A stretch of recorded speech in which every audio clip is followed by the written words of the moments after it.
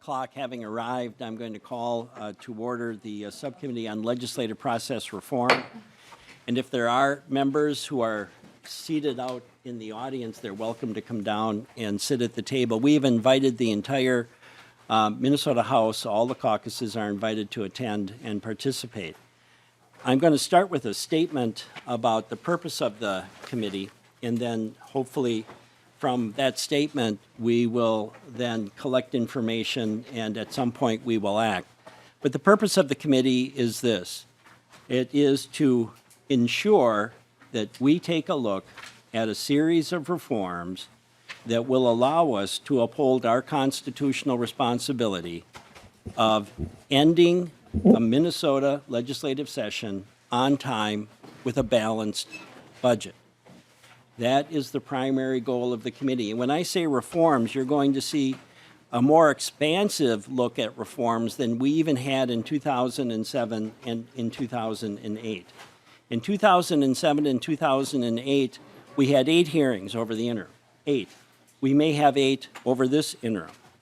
We're going to take a look at the budget process. We're going to take a look at both the executive branch, and hopefully we will have at least the Senate listening in on what changes we need for House rules, Senate rules, joint rules, legislation, and there may even be a constitutional amendment involved in resolving the problems that we've had with finishing session on time with a balanced budget.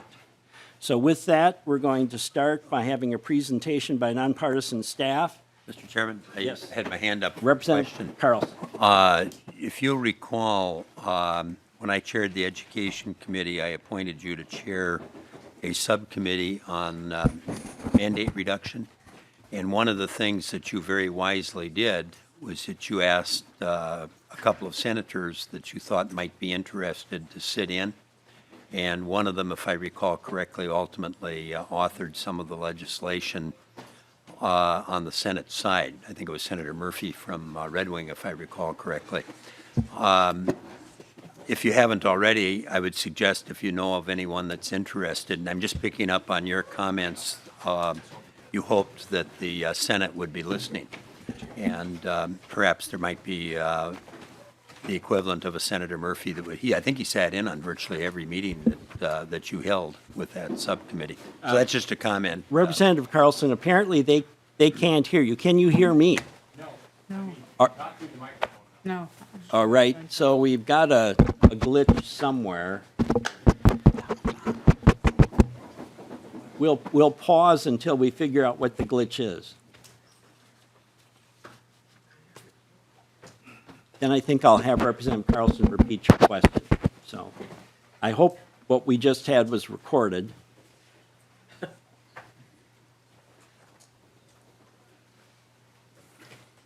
silence is deafening. Well, it is the interim. Where's the pages? Yeah.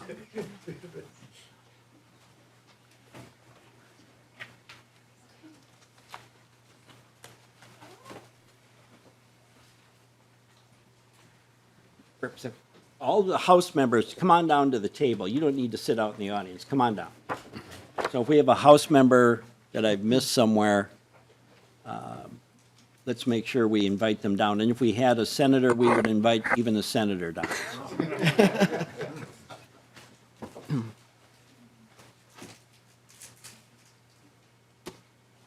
Sit next to you, Jim. I'm still trying to get your attention. I'm not really dressed yet. What's the status of our taping over there? Doing a dramatic reading anyway, so. Looks like the media is prepared to tape anyway. External audio is fine, it just seems to be the interim audio. But we're not getting it through the, are they getting it now? Can you hear me through the mic now?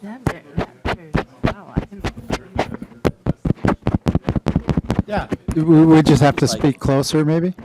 This is your teacher voice. You've heard my teacher voice. I'd like to control the classroom with content rather than just with verbiage. So you've already heard it. Can you hear me now? Yes? So Representative Carlson, why don't you repeat your question just and get the mic as close as you can? Okay, well, and I'll try to speak loudly. Chair Pulowski, when you indicated that you hoped that the Senate would be listening, it helped me recall a number of years ago when I chaired the Education Committee, I appointed you to chair a special subcommittee on mandate reduction.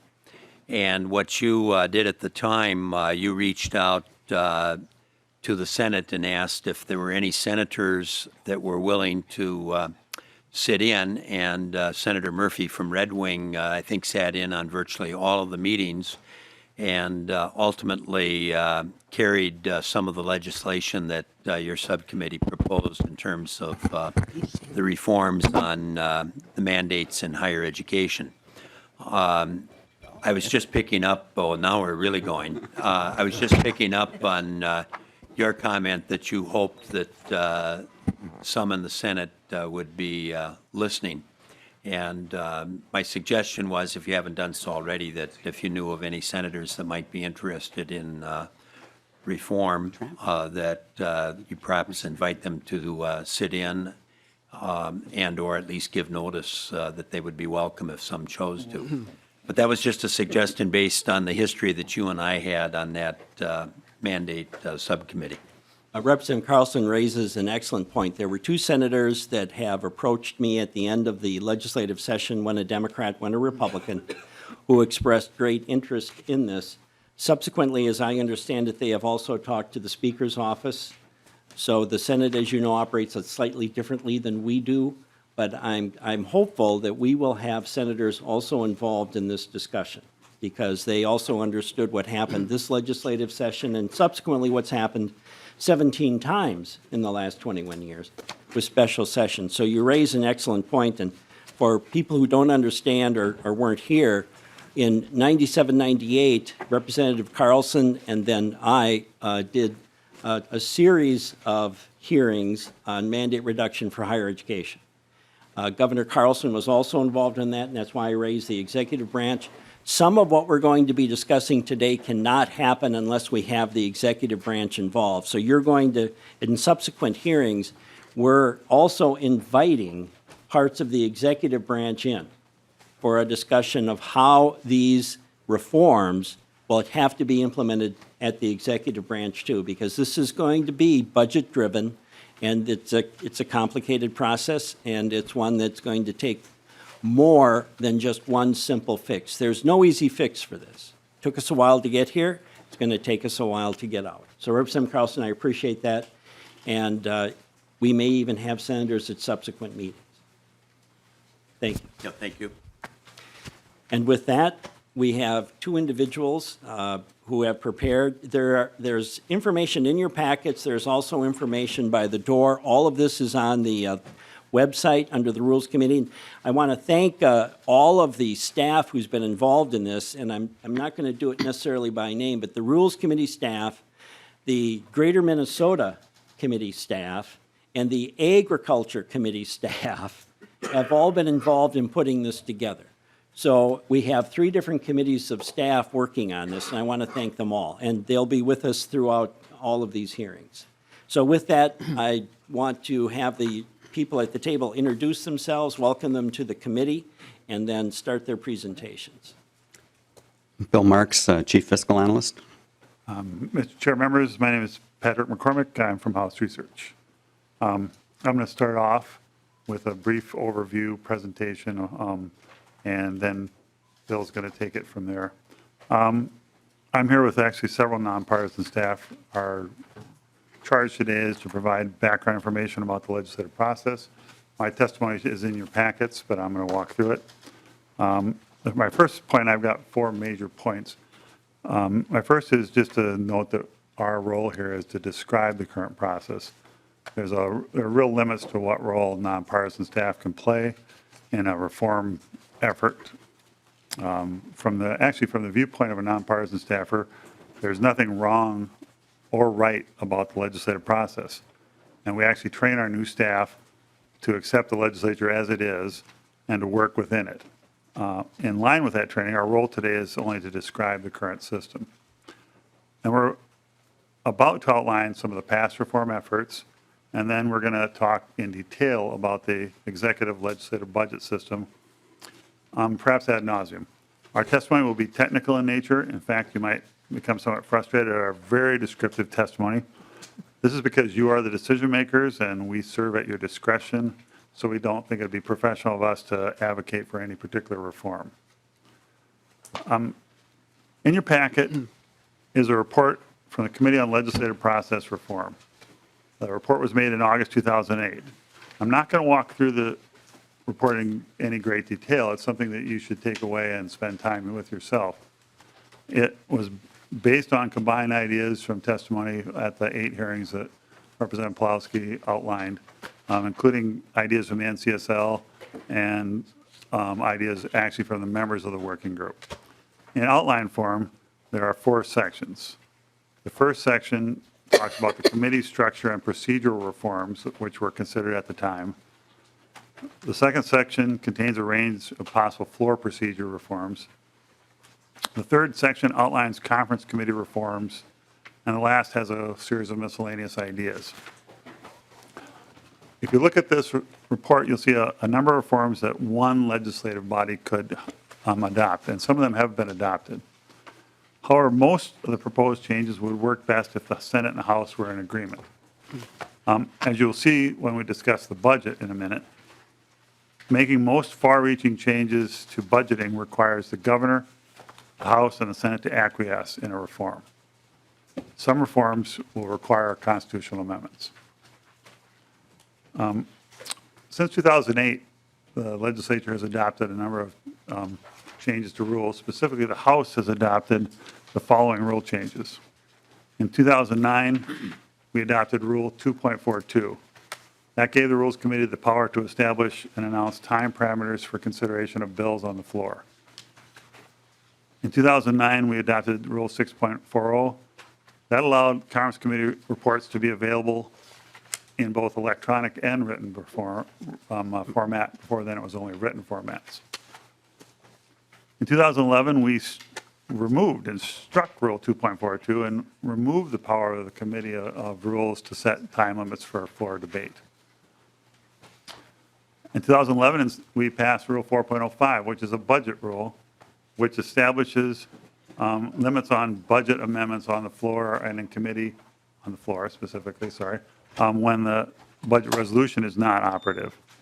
In 2013, we added language that allowed bill introductions to be ended after a specific date adopted by the Rules Committee, but not earlier than May 1. So this gave the House the ability to say after a date certain, no more bills can be introduced. In 2013, we adopted Rule 3.33. That is the infamous or famous pre-filing of amendments rule, and required and allowed amendments to be pre-filed and available the day before floor action. In 2015, we adopted Rule 3.22. That established that for amendments to amendments, they could not raise a tax or a fee unless the underlying amendment also increased the tax or fee in question. That prevented a certain kind of bridge amendment on the floor where an amendment was offered and then another amendment actually raised a tax or a fee later on. In 2017, we adopted a rule that said that when we have a Senate send a bill over for concurrence, we couldn't just pick it up the moment it came from the Senate and pass it and go off into law, that we had to slow down and wait 12 hours after the Speaker announces that the Senate has sent a bill over for concurrence. Some of these are ideas that were in the 2008 report, others were not. But in some senses, it tells you that time doesn't sit still and that we keep working. There have also been a lot of changes around the Capitol that have not come from rules changes or procedural changes. And it's important to note them. And then in talking to the library who tracks these things, they have articles and databases about changes in the culture. But just for example, and I take 1989, 30 years ago, as comparative year. In 1989, there were 29 reporters in the Capitol Press Directory, and today there are 53 reporters. There were 1,174 lobbyists, and now there are 1,317 lobbyists. In 1989, and some of us, like Bill and I, were here in 1989, there was only just the very beginning of email. There were no Twitter, no social media. Meeting notices were tiny cardboard placards on bulletin boards. And in 2019, this is all trackable electronically. Most state agencies did not have legislative liaisons as a position. And today, many and most do have a formal position, a legislative liaison. And today, you can pull up a bill in real time on the House or Senate webpage and read it in real time, or an amendment and read it in real time. Often then, you would have to wait till the bills were printed, and after session, sometimes people would not have a bill for 2 or 3 days.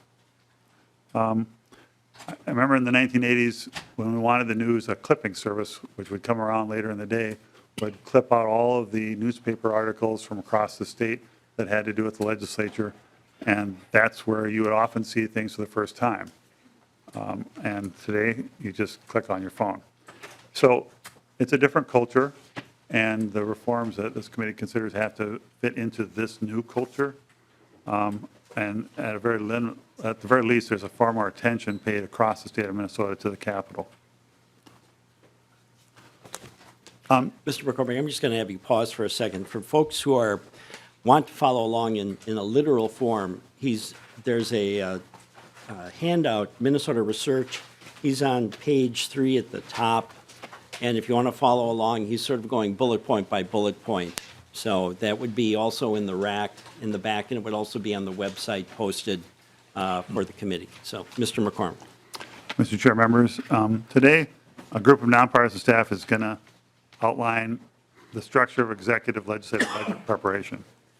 The goal is to describe for you how budgets get built. And I want to emphasize that this is both budget making as a compilation of data and budget making as a series of organizational procedures to create a budget. And I get to make some preliminary comments. My first point is that every kind of, each item in the overall budget requires its own unique and specific kind of data in order to get done. School enrollment, income tax collections, dozens and dozens of forecasted spending changes.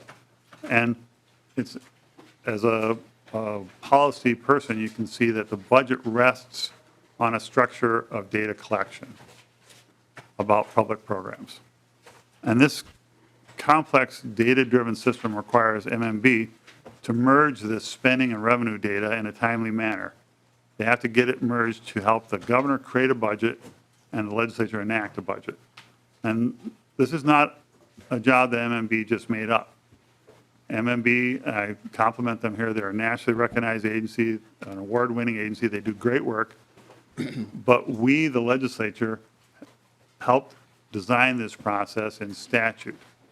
So it's not arbitrary, it's statutorily driven, and it's also designed by the governor through executive orders and through memos. As Bill Marks is about to lay out for you, this huge annual and biennial task is actually designed to create a decision period for the governor and for legislators, about 3 to 6 weeks each year, where final decisions must be made, where all the data is in hand and is distributed and hopefully understood, and decisions must be made in order to set up the next annual or biennial budget. And I say annual because we have the short year of the session coming this year, and we will make adjustments to the biennial budget. The chart posted here and in your packets and in a handout outlines an ongoing tension between 4 values. In creating a budget, and looking at the literature on budgeting, it's pretty clear that budget making has to be efficient. The Constitution makes the legislature adjourn at a specific date. It's a goal to be transparent, to empower the people. The budget changes have to be acceptable. You, the legislature, has to vote.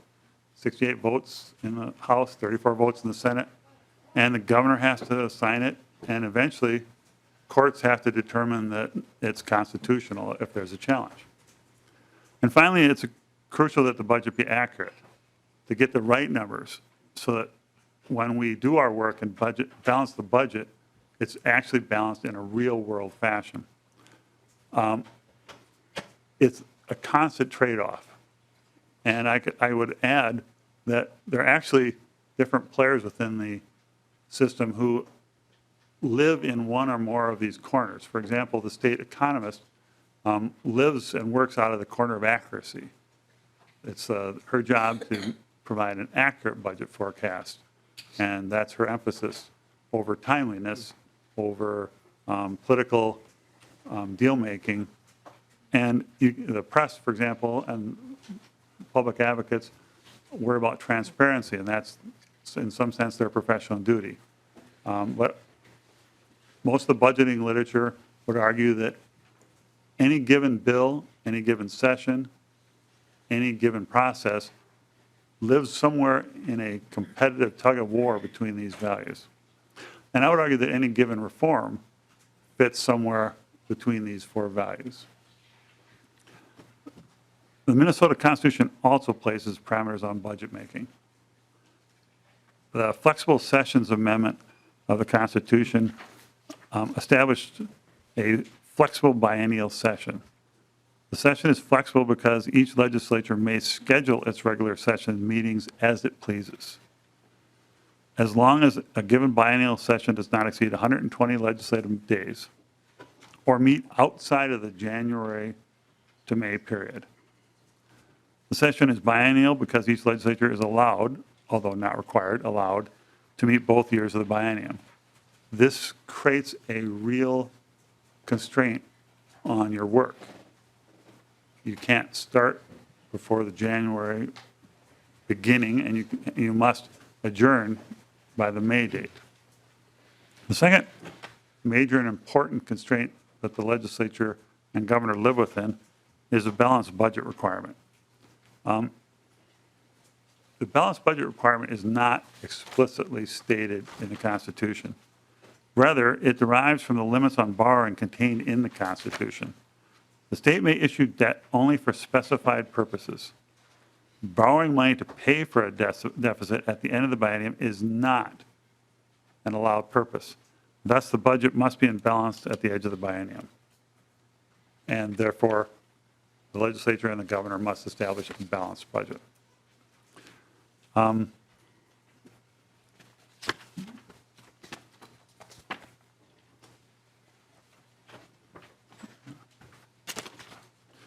Nonpartisan staff were asked today to concentrate our efforts in presenting on the state budget process. Adopting a budget every 2 years is a complex cycle of budget making, and that is the focus and gist of Bill Marx's testimony. Mr. Marks, before you start, we all have had teachers. We lost one Friday, didn't we? Mr. Marks was a student of Professor Jim Eddy at Winona State University. He was chair of the political science department, as was I. And I am sure if Professor Eddy was alive, he'd be watching this, and there would be a phone call or a handwritten note arriving at both of our offices. So, Most Mr. likely a Marks. note, Mr. Chair. Okay. Mr. Chair, members, you should have in your packets a handout that says calendar for biennial budget process, and it's 3 pages, and that's what I'm going to work off of.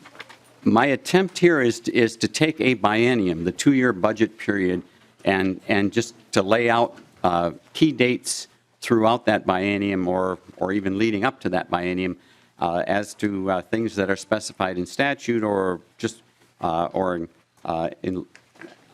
just to make the budget process work. So this is for the fiscal 2021 biennium. It's for the biennium that just started July 1st. But we go back a year to June of 2018 when Minnesota Management and Budget initially sent out budget instructions to state agencies. for preparing that budget for fiscal year 20 and 21. And if anybody wants to go and look at those instructions, the website, those instructions are still on the MMB website at the link that's shown there. Then in the fall of 2018, agencies start submitting information to MMB leading up to November 30th when MMB actually posts base budget information on the website, and then agency narratives and descriptions and performance information is all part of that base budget information that becomes available on the website, and that link is also there. And this is the base budget in this case is the budget as established. There's a definition in law of the base, which says it's the appropriation from the last year of the previous biennium carried forward, unless there's a change in directed to that in law.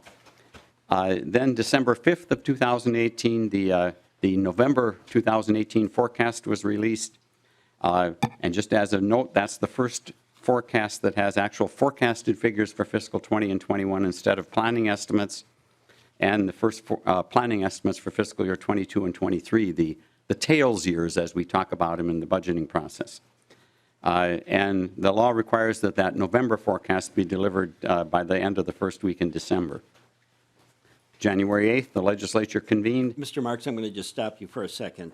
The statement on the December 5th budget forecast, there's been discussion, and you've seen it already in the media, that the legislature should at least consider using this as the primary budget forecast and begin a budget process in January rather than waiting subsequently for the February or March forecast. I'm not asking for you to express an opinion on it, but this discussion has already started to take place. So this might be one that we will have as an ongoing discussion, that we would start the budget process literally in January, and we would use this number as our primary number. And then if there was a change, then adjustments would be made subsequently in March or February. So, And Mr. Chair, on that point, I actually went back and looked because I remember a March forecast when I first started here, and up through 1993, the February forecast wasn't, it was a March forecast. And budgets were put together based on the November forecast and adjusted at conference committee time, which had its disadvantages too, that the House and the Senate put together budgets based on a November forecast and made adjustments in the conference committees. January 8th, the legislature convened. February 19th, the governor submitted his budget recommendations.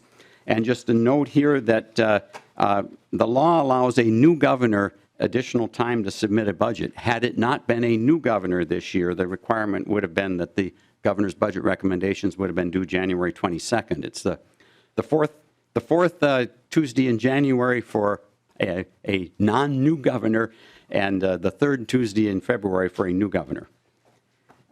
Then early to mid-March, bills to enact the governor's budget are introduced. February 28th, the February forecast was released.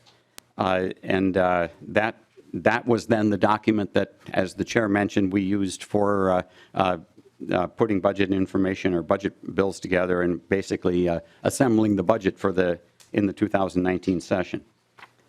And then the three committee deadlines mentioned here, March 15th, March 22nd, March 15th and March 25th, and then March 29th mentioned in here as the I got that wrong again. It's March 15th, March 29th, and April 12th were the three committee deadlines for committees to have bills moving.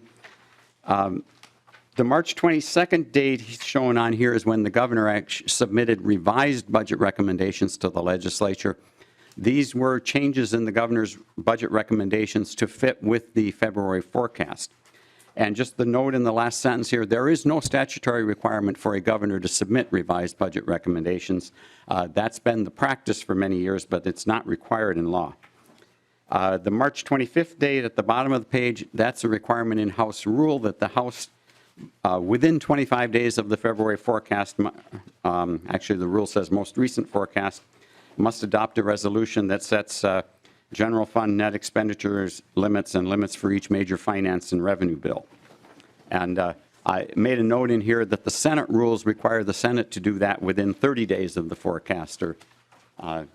And And then the note here, the House Ways and Means Committee did adopt a budget resolution on March 25th. The Senate leadership announced Senate targets later in that week, and I don't have the exact date on that. I already mentioned March 29th, the second deadline, and April 12th, the third committee deadline. Then April 13th to the 22nd were the break that the legislature took for Easter and Passover. And then the next 3 dates are something that was essentially new this year. The governor, the Speaker of the House, and the Senate Majority Leader released a memo announcing a May 1st, May 6th, and May 13th deadline. And these were deadlines, May 1st for having major finance bills passed by the House and Senate and conference committees appointed. And the note here that that deadline was met for most major finance bills. The legacy bill was later than that, and there was no capital expenditure bill. May 6th was the deadline in that memo for leadership providing fiscal targets to chairs. That deadline was not met. And then May 13th was the deadline for chairs to complete conference reports in the House of Origin. That deadline was not met. May 20th, the requirement that the regular legislative session needed to end by midnight. The note here that one major bill, finance bill, did pass. The higher education bill was passed in both bodies by that deadline. And then May 24th was the one-day special session when most other bills were passed. And then we're moving into kind of what's in the future here. There is one deadline I forgot to put in here. I thought about it this morning. June 30th, the end of the biennium. The end of the 18-19 biennium, and then July 1st would be the beginning of the new biennium. And that would be much more relevant if we were looking at not having budget bills passed and looking at shutdowns or so on, because at that point, the state agencies and programs run out of money. So if I was doing this again, I'd add the June 30th date and the July 1st date in here. The July 15th date, proceeding on the budget cycle, law requires the capital budget requests to be released by MMB. So all the capital budget requests, and this is basically because the second year of the biennium, the second year of the legislative session is looked at as the bonding year. But capital budget requests will be available on the MMB website on July 15th. And then October 1st of 2019, I added this in. This is a little bit unique this year. It has been done previous years, but it's not done every year. We have in legislation, in 2019 legislation, 3 kind of contingent appropriations. And the law states that if when fiscal 2019 is closed, the closing balance is greater than was anticipated at the end of the 2019 session, then there are 3 different appropriations that, depending on how much money could occur. And so the law requires that to be determined by October 1st. October 10th, MMB will provide updated revenue information, not spending, but revenue information for the first quarter of 2019, but also provides final fiscal 2019 revenue amounts. And again, important to note, this is revenue, this isn't spending, so it's not complete budget information. In early December of 2019, could be late November, but probably early December, MMB will release another budget forecast, the November 2019 forecast. In January 15th of 2020, the law requires the governor to release his capital budget recommendations. The legislature has set February 11th as the date when the 2020 legislature is going to reconvene or convene. Late February of 2020, the February budget forecast would be released. Mid-March of 2020, most likely, the governor will issue supplemental budget recommendations. And again, the note, there is no statutory requirement that the governor do this. And then some speculation here, but late March and April deadlines for committees to take action. Late March of 2020, Ways and Means Committee may adopt a budget resolution. The House rule states in the second year of the biennium it's may adopt. It's not a requirement like in the first year. The dates for Passover and Easter, and then May 17th of 2020 is the last day that bills may be passed. May 18th is the last day the legislature may meet in 2020. So, Mr. Chair, members, that's a fairly quick run-through of what the biennial budget schedule looks like. Mr. Marks, I'm going to go back for a second. When you said the deadlines were not met, if the deadlines had been met and the House had a rule that conference committee reports would have to sit for 24 hours before being taken up on the House floor, would we have been able to have accomplished that given those deadlines? Mr. Chair, if the May 13th deadline had been met, that conference committees will provide completed conference reports in the House of Origin, that deadline, the 24 hours, should have been able to be met before May 20th. But, Mr. Marks, it might have been a little tight. It may have, but I'm also cautioning or being cautious here because the House of Origin would be the House for House files, it'd be the Senate for Senate files, and I can't guarantee what action would take place in those bodies. Members, another discussion that is underway is having a 24-hour rule on conference committee reports before we take them up on the House floor. We had one at one time. And that would at least give us some breathing space on understanding what's in the conference committee report before you would take it up on the floor of the House. I'm not saying that's what we're going to do, but I think these are all things that we should start seriously considering as we begin to take a look at amending this process so it works in a much more productive way. So, Representative Carlson. Yeah, Mr. Chairman, Mr. Marks, you referenced the time period when we did use the November forecast, and my recollection was that put a new governor at a distinct disadvantage, being that you referenced the current situation with a new governor in preparing a budget, that they would basically have to rely very heavily on the previous administration as far as their budget initiatives. And if I recall, I think we talked about sometimes they would do some fine-tuning, but it was difficult for them with those, by using the November forecast to really meet the timelines to develop their own budget, whatever that would be defined as being. Am I correct in my memory? Mr. Marks. Mr. Chair, Representative Carlson, the governor currently has to use the November forecast to do the budget, so I don't know that would put the governor necessarily at a bigger disadvantage, because even with the later governor's recommendations this year, that the February 19th recommendations, the governor's recommendations, initial recommendations were assembled based on the November forecast, and then the governor a week later had to turn around and start revising the governor's recommendations because the new forecast had come out, or I guess it's more like 10 days later, but. Well, maybe if I could Representative Carlson. frame the question, I was going by memory because that's been several years, and I thought I remembered some discussion about the problem of putting a budget together with an incoming governor. Do you recall why we, Mr. Marks, moved away from the November forecast? Mr. Marks. Mr. Chair, members, I think the problem was more an issue of the House assembled a bill. The governor made recommendations based on a November forecast. The House assembled a bill based on the November forecast, and so did the Senate. And then if significant changes came in the February forecast, we were at a point where the conference committee had to deal with those changes, or leadership had to decide how to tell conference committees to deal with that. I recall an education issue at that time where the February then the March forecast rather changed rather significantly pupil unit numbers, and the education committee, which is where I was working at that time, was short about $40 million because there were more pupil units than had been projected earlier. And if you're in conference committee, the House has one position, the Senate has another position, the governor may have another one, and you've got to make up $40 million, which was the situation at that point. Those new initiatives or those changes that any of those bodies were making were going to suffer because of the dealing with the $40 million problem.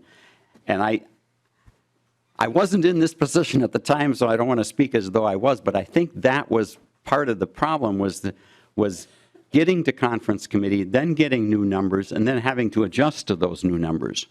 Yeah, and Mr. Chairman, if I may, I remember in your initial presentation, you referenced that the decisions ultimately would have to be made in in conference committee, and as you speak, I begin to recall some of those discussions at that point in time, because then you had a smaller group of people making those decisions, and it hadn't really gone through the entire process in either body. All of a sudden, your example there, like the 40 million, was had to be handled in conference committee without any additional involvement. Thank you, Mr. Chairman. Mr. Marks, any response to that? Mr. Chair, I think that's correct. Okay, Representative, you have a question. Thank you, Chair Pulowski, and maybe appropriate to make a comment at this time when we're talking about this process. Anecdotally, in my lifetime, it appears to me that most governors in my adult life generally had problems with the legislature spending too much money, generally vetoing bills because they spend too much. And we have heard the phrase governor's recommendations. And it is that separation of powers that the budget process really, I believe, is all appropriations originate in the House. And it's appropriate to certainly listen to the governor's recommendations, but increasingly it seems as though governors veto bills today because they don't spend enough money. And so it seems to be a dynamic, and it seems like oftentimes the separation of powers between the legislature and the governor seem to get mired a little bit on this issue, and it's frustrating to me, at least at a minimum. Thank you. Representative, I share your frustration, and I would hope in this committee that we would all of us, including the governor, rise above partisanship for once and take a look at what's happened here the last 20 years and then say we need to make some adjustments here.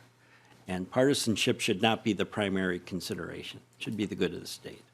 So I agree with you in a way, but that's going to be some tough sledding too. Very tough sledding, given what's happened. Representative. Thank you, Mr. Chair.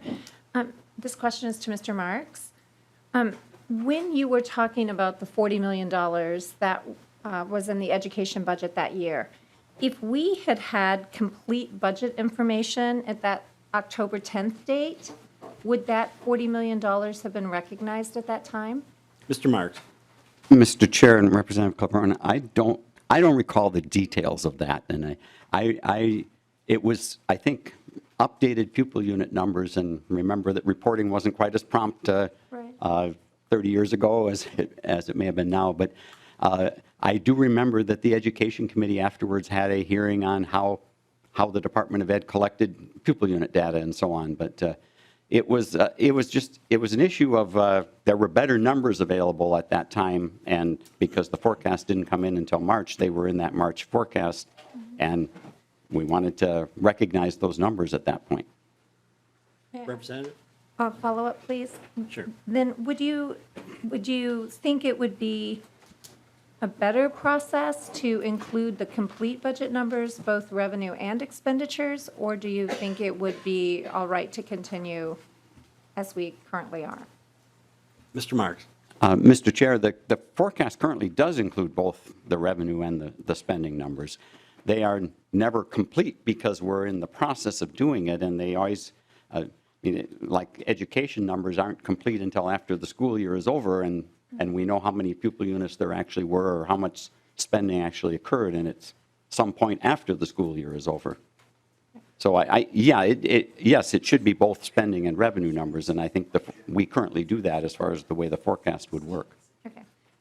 I just understood you to say that we did not do that. We only looked at revenue and not complete budget information. So maybe that was my misunderstanding. Mr. Right, Chair, I'm sorry if I said, if it sounded that way. I didn't mean to say that. Right, thank you very much.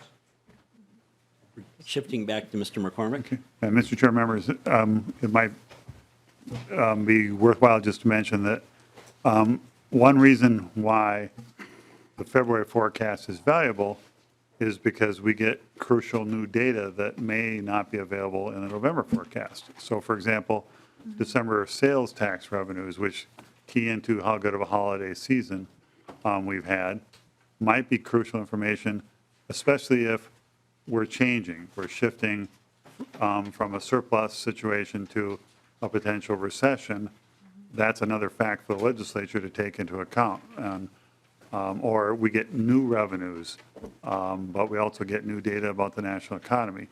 So this is going back to the competing values, accuracy. If we did a May 1 forecast, it would arguably be more accurate than a February forecast. It just would be incredibly inefficient because we could never get our budget done. And that's why designing the forecast structure does feed into real human decision-making abilities. How fast can you turn around a new fact and incorporate it into the decision-making? Our next, and one of our purposes here is to talk about the budget making in layers. And so I've referred to the fact that we need different kinds of data, and that, in fact, each specific area might generate a different kind of data. The data that you get from higher ed institutions is vastly different than the data you get from K-12 organizations. Property tax data is a lot different than the healthcare expenditures in the human services budget. We turn all of this, we, the legislature, turn all of this data and all the governor's recommendations into legislation. That's what we do. We have to have a bill for an act, and the bill for an act has to appropriate money by law. And we use omnibus bills as our vehicle or our method of adopting a budget. Now, omnibus bill is a phrase that has become a dirty word in some circles. A non-budget omnibus bill, for example, a bill that regulates realty law, a bill that regulates the banking omnibus bill, data practices, pipeline safety. There are dozens of familiar lands bill, hunting and fishing bill. They're designed to let the legislature co-locate all decisions affecting a statute or a body of law in one place. It allows us to be consistent. It allows the decision makers to see, today we're dealing with all of the decisions that relate to expenditures related to pipeline safety. Today we're doing all the policy provisions related to banking. So it's a method of hanging our decisions together in one package. Budget omnibus bills are known in rule as major finance and revenue bills. You can spend money outside of a budget omnibus bill. You can have a one-off appropriation, but all of our major finance and revenue bills are parceled out by rule. There are 12 categories, or 12 kinds of budget bills. The 12 categories are established by House Rule 4.03. The same 12 categories are created under Senate Rule 7.3. We argue or line up particular accounts, which may be parceled out among these 12 categories differently each year, but those are the 12 budget bills that we adopt to create a budget. These categories can be changed. There's not a constitutional requirement that we have 12 bills or 10 bills. We could have 20 bills. We could have 5 bills. Secondly, and I want to note, we don't have to do the budget the way we do. It's a technical term which at some later point people can talk about, but there are states that do a base budget and then later a change item budget. We do a base plus change item budget in one package, one bill. Our method, having 12 omnibus bills, is legal and is in general blessed by the courts. The Constitution's single subject rule is broadly interpreted in Minnesota. These are all bills to fund state government.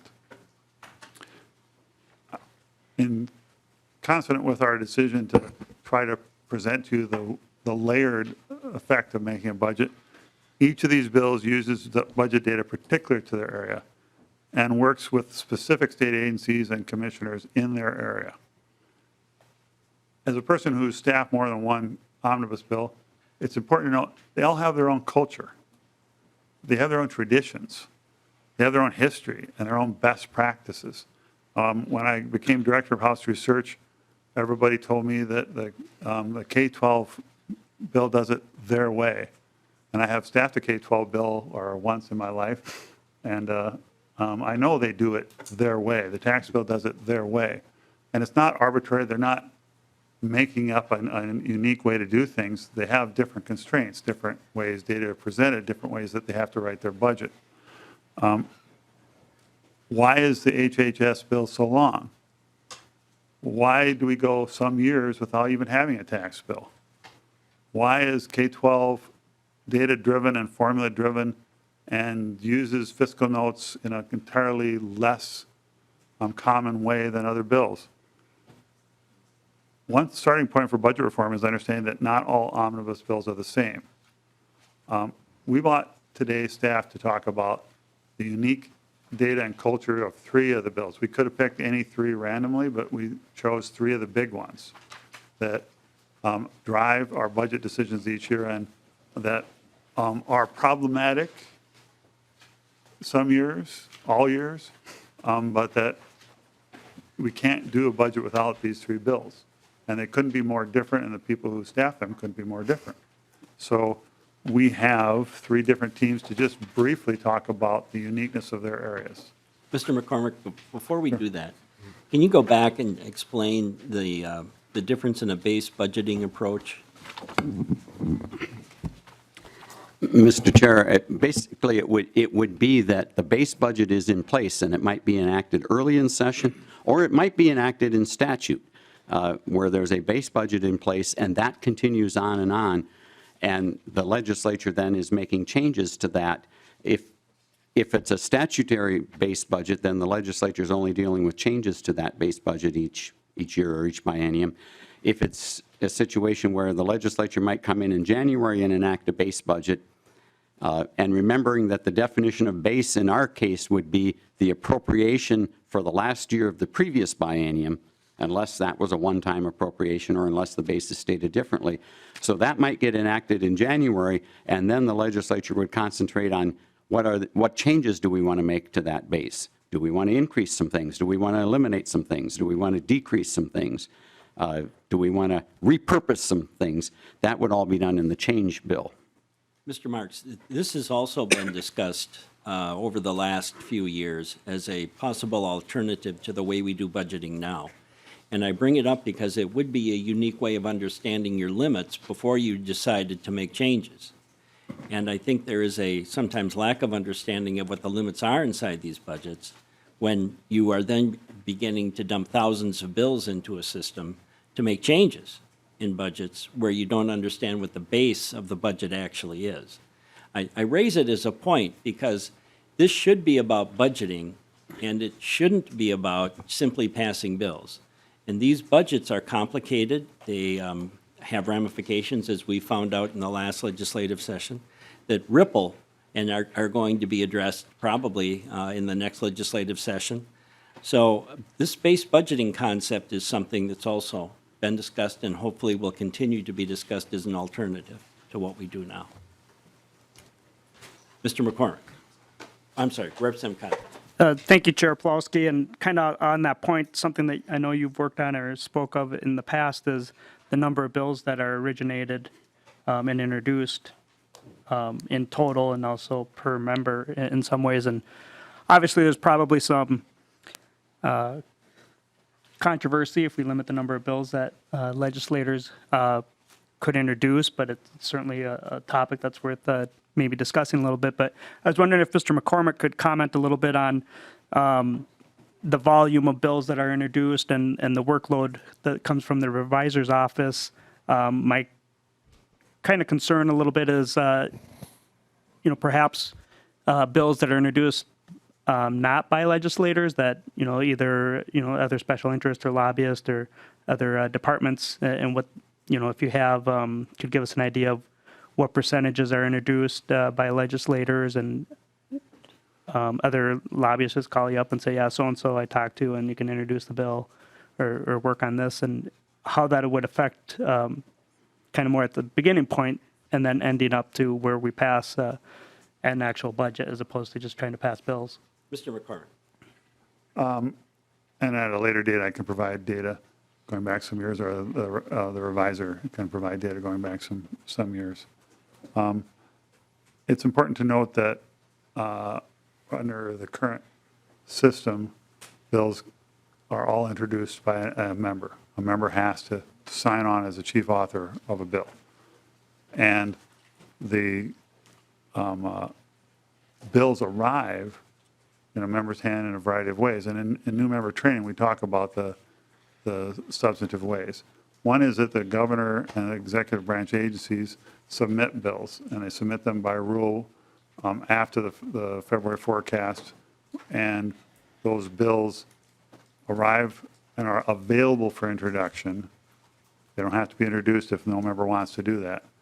And the second major source of bills are lobbyists representing principals. And a principal could be a child care association, they could be a library, they could be a school, they could be a hospital, they could be a major corporation, they could be a hedge fund. So I never want to judge lobbyists and principals. They might, be our next door neighbor who's helping poor people. They might be somebody who wants to make a fortune for their particular company and their community. Another source are activists and people, citizens, who have ideas of changing the system. Dozens and dozens of times, people forward an email to me saying, a constituent would like a bill to take a look. I got 3 this morning. And then finally, your ideas. Members come here and they want bills. They want amendments. They want to change the world. These bills cycle through a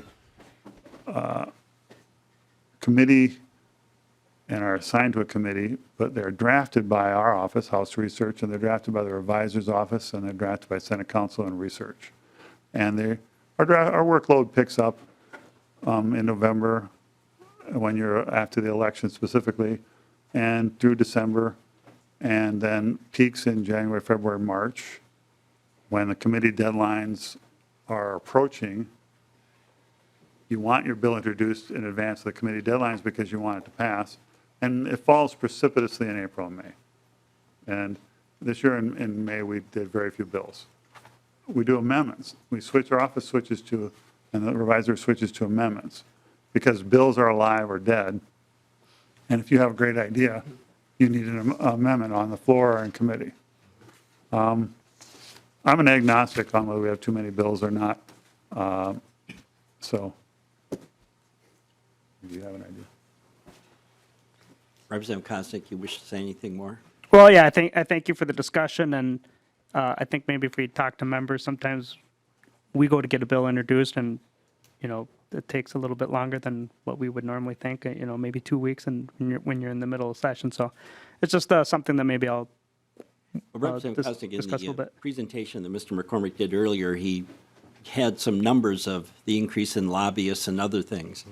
I would have added to that the increase in the number of bills. We've set records again this session.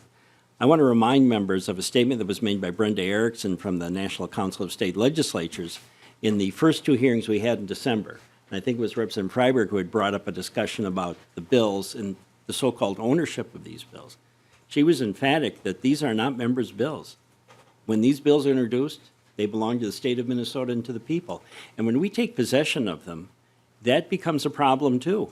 It isn't our bill, it's the people's bill. And we're trying to do something for Minnesota. It is not our bill. And that possession problem has come up, as you've seen in committee and on the House floor. So that's another issue too. I would argue that we have lost focus on our constitutional responsibility of the budget, and we have refocused on hearing members' bills. That's not our responsibility. Our responsibility is to pass a balanced budget. That's the responsibility, and we have failed in it multiple times. Mr. McCormick, who's Representative Carlson. Well, Mr. Chairman, just to make a comment on the number of bills, some members may not necessarily recall, but we used to limit the authorship to 5 members on a bill. And that led to a proliferation of what we call clones, people on both sides of the aisle.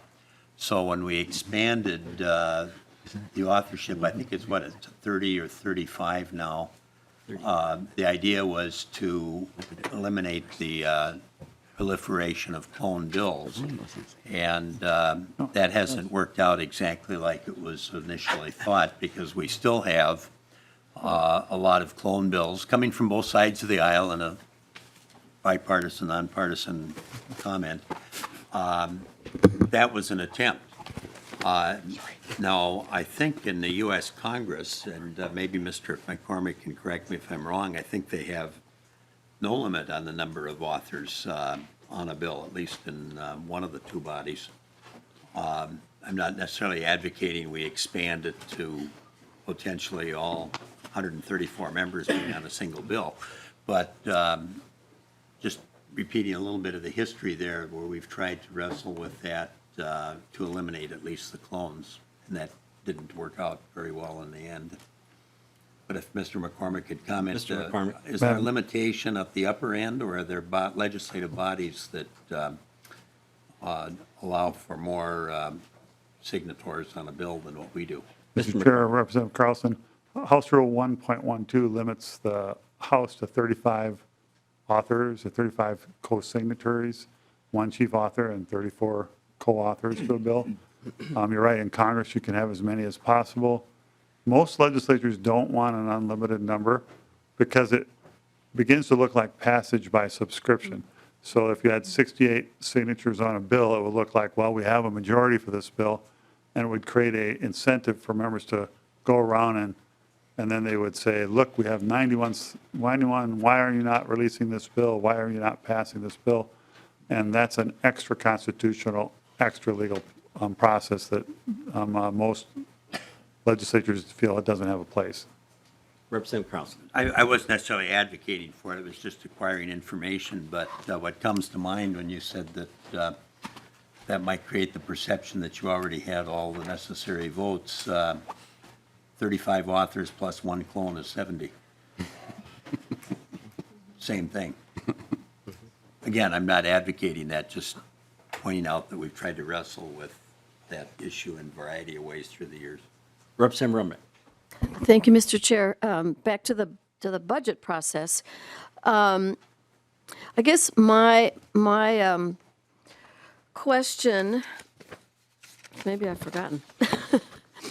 I've often thought that the legislature was to serve somewhat as a management review process, be managers of what state government is doing, management review of the programs. And I don't ever really see that once a program is in the can, there's never any return to it, at least by the legislature. So maybe I'm wrong. Maybe the legislature's role is not to be an overall manager and do management review. Representative Oversight, yeah, management oversight. Is that? Representative, I'm going to go back to a statement Representative Carlson made earlier in reference to what I had done in 97, 98. In 97, 98, when I was chairing higher ed, we did comprehensive mandate review and reduction, and we were working with Governor Arne Carlson at the time. It took an entire interim to put together a proposal, working with the governor, that we would then pass, and Senator Murphy, as you alluded to, was the author on the Senate side that did it. This is rare, though. Now, if you recall, Governor Dayton tried to have an unsession in that second term, and it didn't quite work out the way he wanted. But I concurred with his philosophy that we should spend at least one of these sessions on reviewing what we've done and eliminating things that are out of date, that clearly don't work anymore, and that they should be removed from the statutes. I think that should become a hand-in-hand. So I agree with you. There have been attempts in the legislature. Representative Carlson literally had a mandate reduction committee underneath his, what I think it was Ways and Means at the time? Or was it higher? Or no, it was finance. Finance. Yeah. And I concur with it. I think there should be that type of ongoing review, and it should exist because some of these programs have been around for 30 years. Well, 30 years ago, it was a different environment, and the program either needs to be changed or eliminated, and those resources put somewhere else. I concur. So that's partially up to us if we want to do it, and to leadership if they're going to allow us to do it. Now, I would say this committee is an example of it, too. We had 2 hearings in December. The decision was made to strictly enforce the rules, and I had stated before that we would have hearings in the interim once, and particularly because we had an influx of new members who hadn't experienced the process. Well, I think they've experienced now, and they have a pretty good idea of what happens when we go into the not-so-special special sessions. So I concur with you, but I think that's up to us, and that's pushing all of the caucuses to say that we need that type of an environment. And the environment is equally important to passing bills as it is to reviewing things and undoing them when they need to be undone. Thank you. Mr. Chair, members, we have 3 very brief presentations from 3 very different omnibus bills.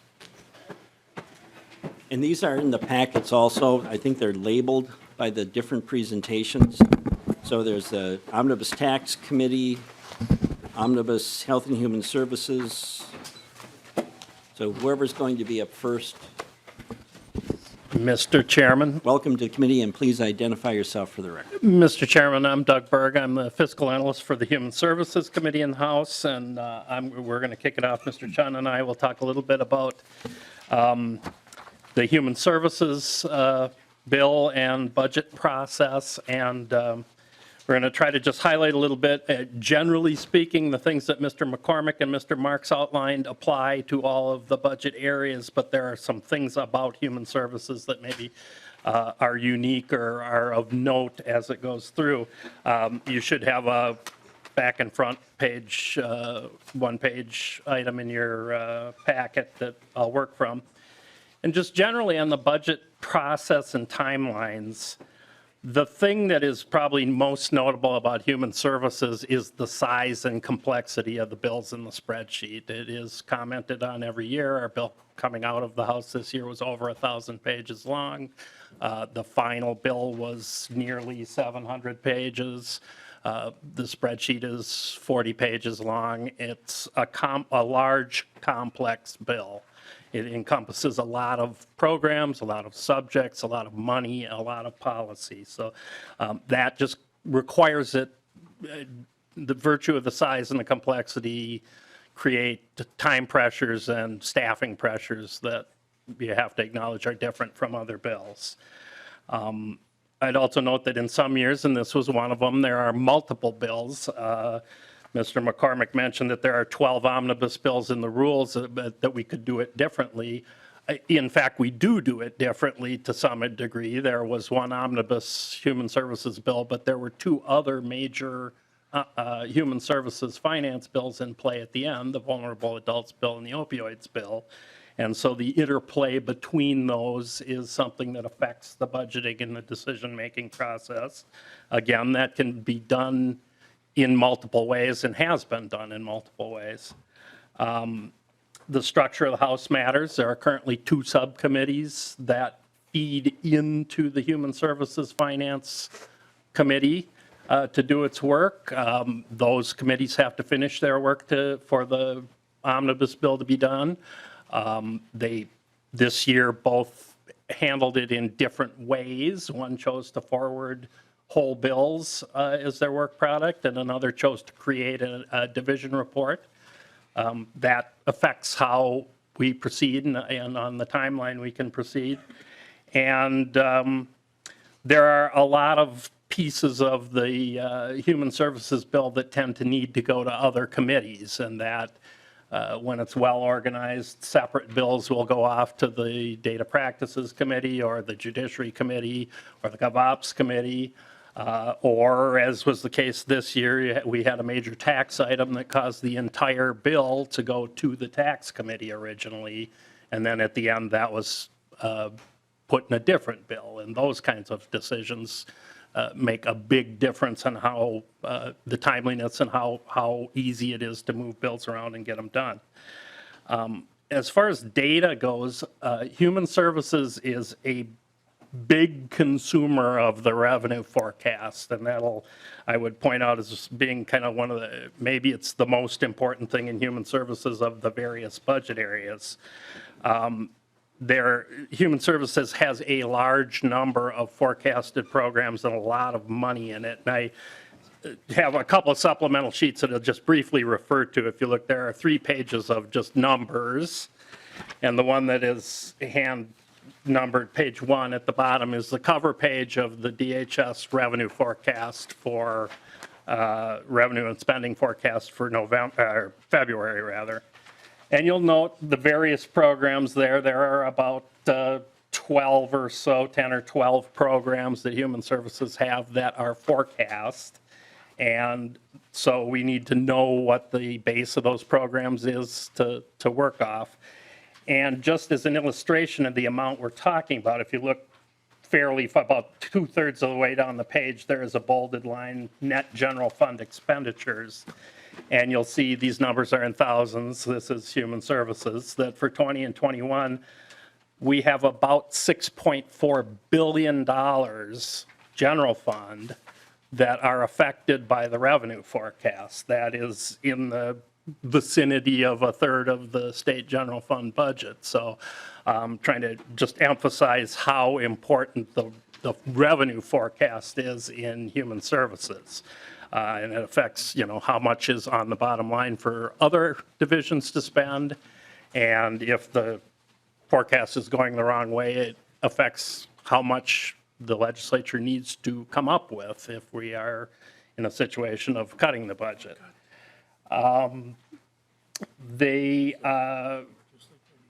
These forecasts in Human Services is pretty complicated.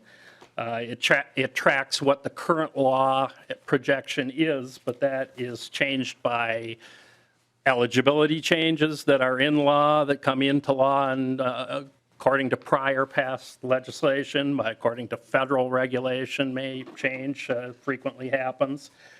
It also looks at utilization of services. How many people do they think are going to show up for medical assistance or the foster care program or any of our forecasted programs, and that can change substantially from forecast to forecast. And again, as my second page of numbers, the second and third pages, the ones that are labeled 2 and 3, are just meant to give you a little bit of an illustration of the size of this in the state budget. The one that's labeled page 2 is the change from prior forecast page out of the February forecast. And again, if you go to the bolded net general fund expenditures line about 2/3 or 3/4 of the way down, you'll see, and if you added that up, you'll see that in February, the forecast showed a change to the state's overall projected spending over a 6-year period of $158 million, roughly. But if you look to show how this can be different depending on when you do this in the process, page 3 is the same display for the November of 18 revenue forecast. And that, even though it shows only change for 4 years, and that's because the November forecast is the first one that has 22 and 23 on it, so there's no change in those set of numbers because they weren't there in the prior February. Those 4 years show a change in last November of $735 million. Those are very substantial changes to the overall budget, and are to Mr. McCormick's point, sort of the accuracy is good, and you need to know this, so you're trading off, when you do this, you're trading off accuracy versus timeliness. And it's an important thing in Human Services because it swings a lot of money. And changes in Human Services, even federal decisions, tend to have large price tags. The last thing I'll note about the process is that Human Services is also a very large consumer of fiscal notes, the largest consumer of fiscal notes. In each house of the legislature typically asks for over 100 fiscal notes each session. The timeliness of fiscal notes can be an issue. We need them to the Human Services spreadsheet rolls up changes by budget activity, and we really need fiscal notes to do that. It can be a problem getting fiscal notes in a timely fashion with as many and as complex as they are. We deal with multiple funds, federal rules and regulation. There's extensive IT consideration. Almost everything that is done has an impact on systems, so reprogramming and the timeliness of that are things that impact the timeliness of fiscal notes and the complexity. And generally, the agencies do not have the resources to complete every fiscal note request that is put in, but there is a great deal of work by staff at all levels in the agencies to prioritize the work that is necessary to put together budget bills. And but how that all happens affects the workflow and the timeliness of the production of the bills. But as Mr. McCormick said, we're servants of the process, and so whatever process is in place, we use these tools to get to the end result. And I guess that's where I would stop. Mr. Berg, you've already alluded to the size of this bill. In the last 2 sessions, we've had extraordinarily large omnibus bills. Is there a way to break this bill up into some type of coherent parts that would be more manageable and at least somewhat easier to understand than to have one large bill with not only the numbers that you show here, but the size of the bill itself? Mr. Chair, I think Mr. Chun is going to talk a little bit about sort of why the bill is the size it is, but just generally I'll comment that as I mentioned, there were multiple bills this year. There were, in fact, 5 human services spending bills this year. So to some degree, we are breaking it up by subject. But again, there isn't, I think, an inherently right or wrong answer to that. The bill could be done in a different way than it is. It has been handled in different ways in the past.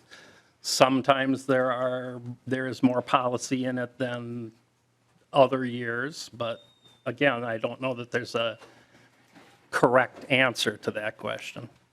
Mr. Bergen, I'm not going to have you answer it, but you alluded to other bills. And there is a discussion now about having more individual bills coming to the House floor. Some of those would be budget bills. They'd be much smaller than the one we're looking at here, but they would be budget bills carried by members, and there was a time when at least some of that was done.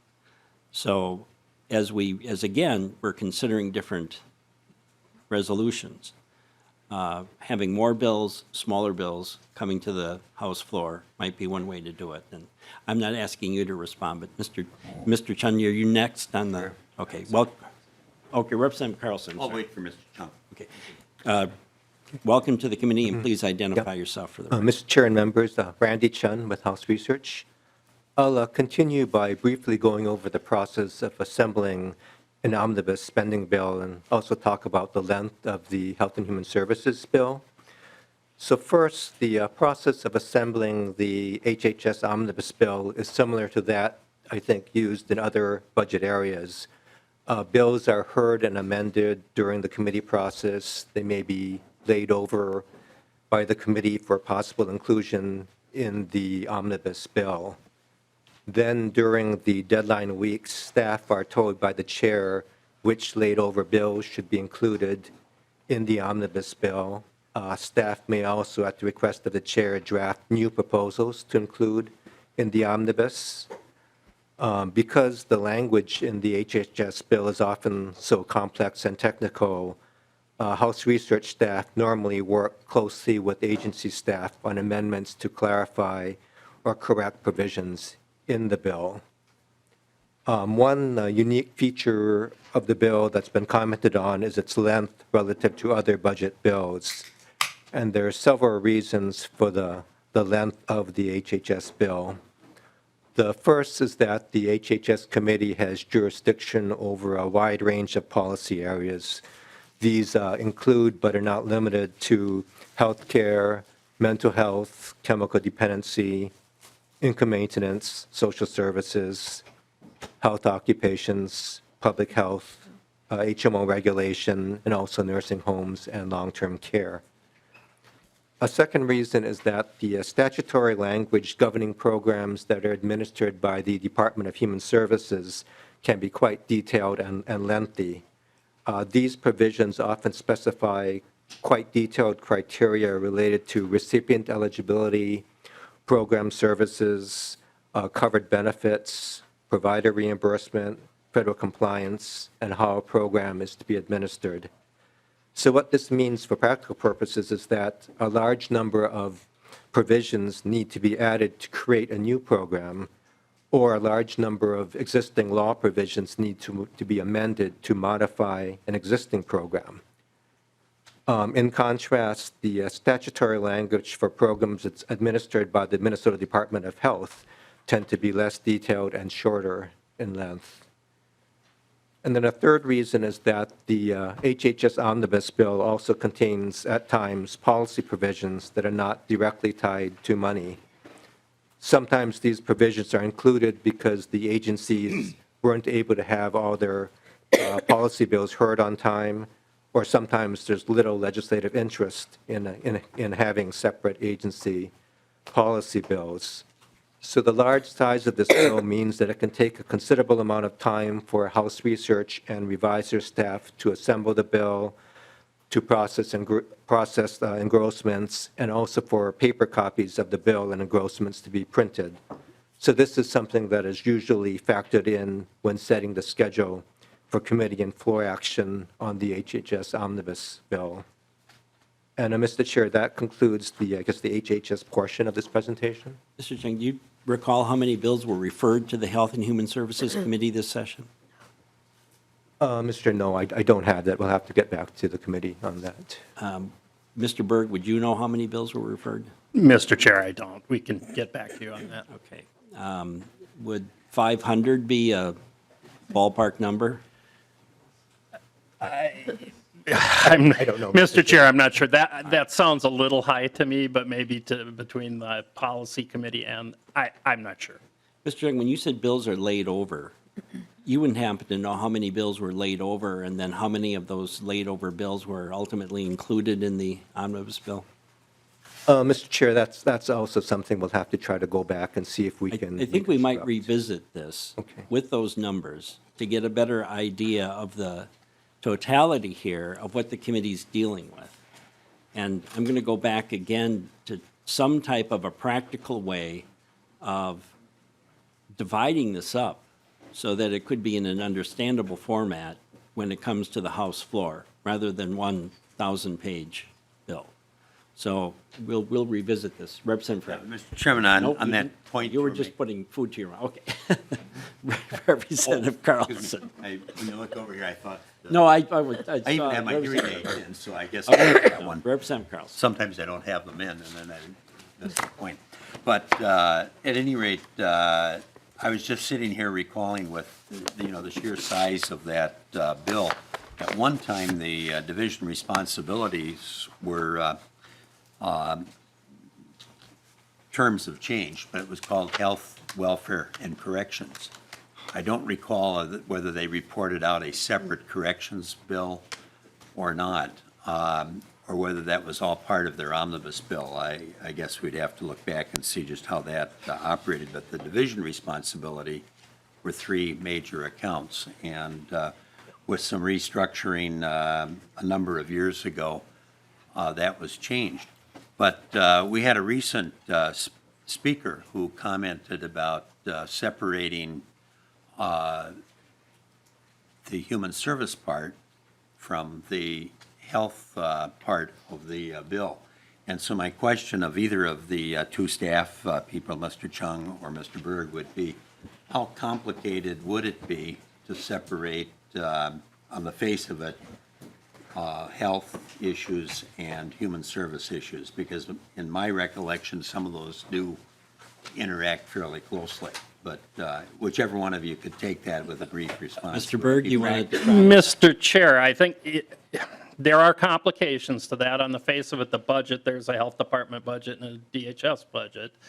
I think it's more when you get into the policy side, you have things that frequently will affect both budgets.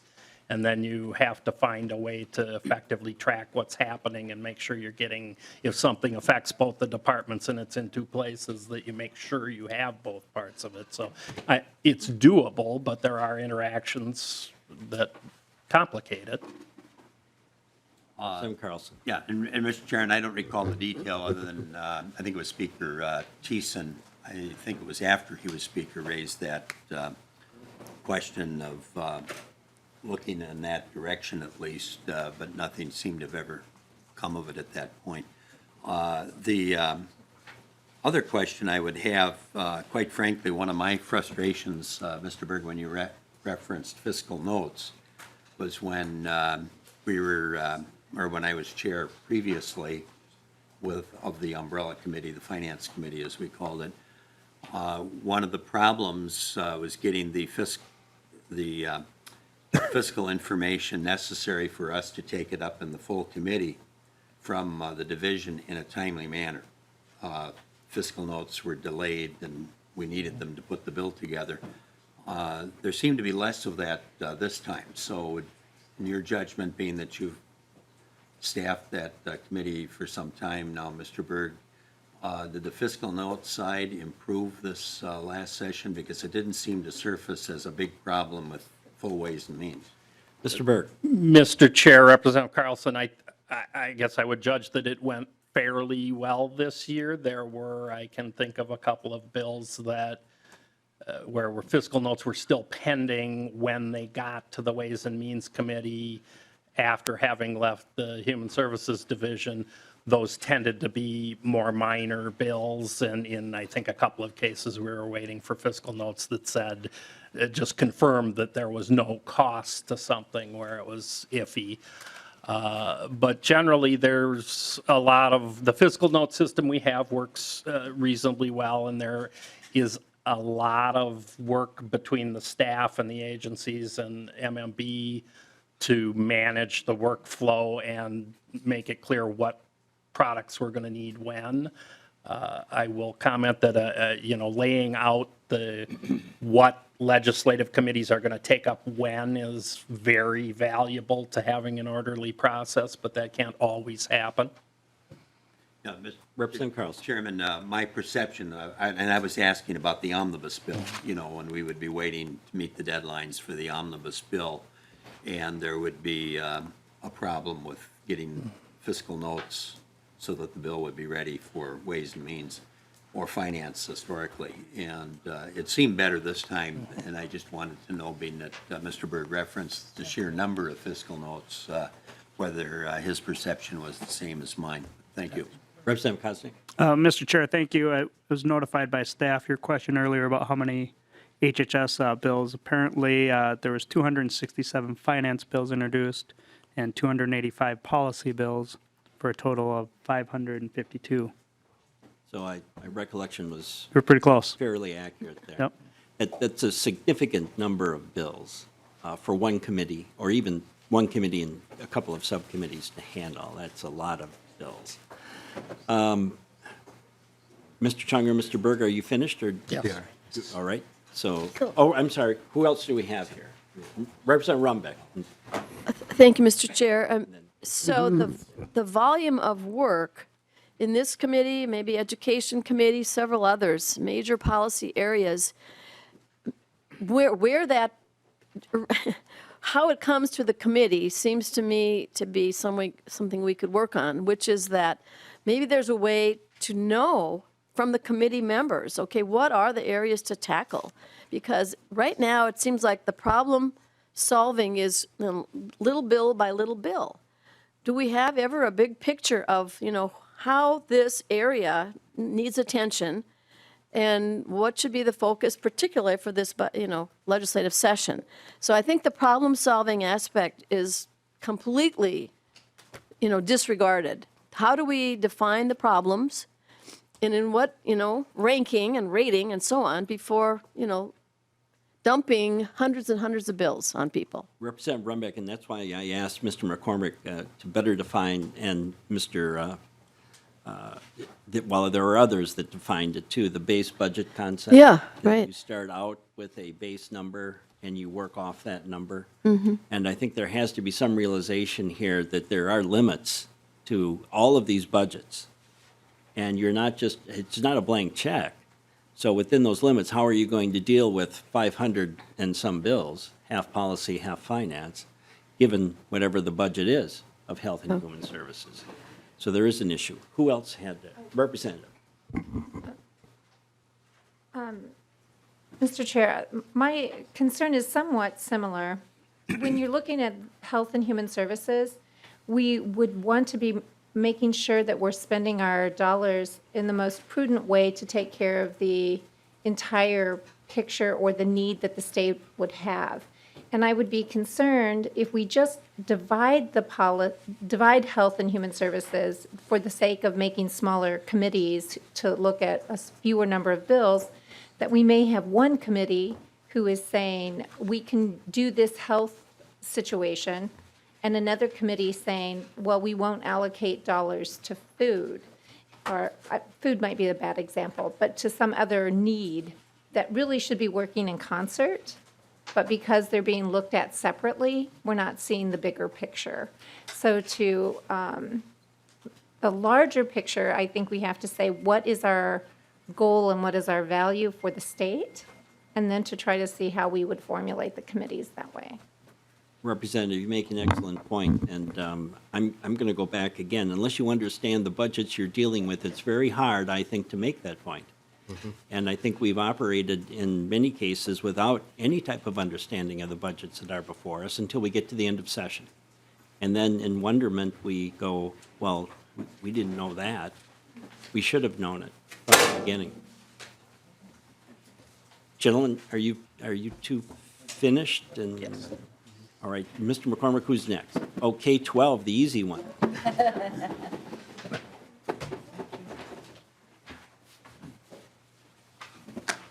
Welcome to the committee, and I think there's a handout on K-12 also in our packets. Yes. Mr. Chair and members, before Mr. Strom dives into the bulk of the K-12 presentation, I just wanted to give the committee some context. Please My name is identify Emily Adrians. I'm the House Fiscal Analyst for the K-12 committee, and I wanted to sort of mimic some of the numbers that Mr. Berg was giving you for HHS. K-12 art, Mr. Strom will talk about the fiscal note needs of the K-12 committee. They're a bit different. And so for the fiscal notes, our need is more, it's probably like a third of what HHS requires from MMB. So we can do a little bit more of that work on our own. But similarly to HHS, the forecasted programs, K-12 has about 29 forecasted programs in the budget area, and what that amounts to for a biennial total, it's close to $15 billion out of the $20 billion that is spent in the K-12 area. So just to give some of the scope of the amount of spending that happens in the area. Thank you. Thank you, Mr. Chair, members. I'm Tim Strom from House Research. You've got a two-page document in your packets. We don't want to just read that for you, and I thought what might be most helpful is to make some comments about each of those sections as we go through and also build upon the things you heard about earlier. One thing I'd like to start with in the K-12 area, as the chair described, K-12 is a little bit of a different area. The majority of K-12 spending is actually on base budget. About 70-some% of K-12 spending is through the general education program, and that program has an open and standing appropriation, and whether you as legislators finish your deliberations or not, the per pupil funding at the statutorily established level continues whether or not you act each year. So K-12 is a bit of a hybrid. There's a substantial portion that's actually a base budget funded amount. The second point I'd like to make in terms of the overview is the relative modest size of the K-12 bill. Compared to the Health and Human Services bill, the K-12 bill is often 200, 250 pages each year, relatively smaller. There's a few reasons for this. One of those is drafting style. This in part is I think there are some other underlying reasons for this, but one of these is that much of the K-12 code is broken up into relatively small subdivisions. So to make a change to something may only require a paragraph or 6 or 8 lines of statute, whereas in the Health and Human Services area, you might see 10 pages in a row with no change to existing statutory language until you get to page 11 and see that change on that page. So certainly drafting style and the history of how provisions came to be can lead to the relative size of bills. There are other ways one could proceed other than our current statutory amending system, but I think there are many reasons why our current system is a good one with the way that this legislature works. In terms of bill variations, I want to add a couple of comments here. Not just the structure of the bill is an issue, but the structure the House and the Senate choose for committees are also an issue. For example, in the current biennium, the House has 2 education committees, an education policy committee and an education finance committee, and it also has an early education committee as well. The Senate, on the other hand, has 1 committee that deals with these 3 subject areas.